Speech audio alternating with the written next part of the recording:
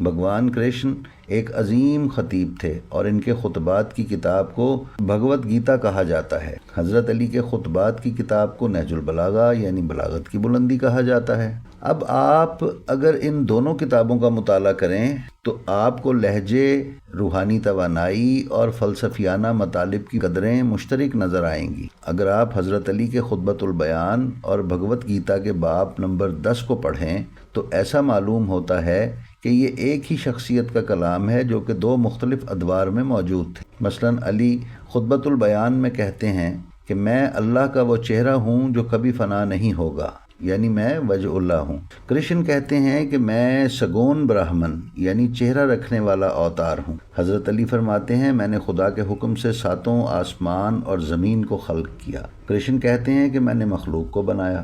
کرشن کہتے ہیں کہ میں آتما ہوں اور علی کہتے ہیں کہ روح میں ہوں۔ علی کہتے ہیں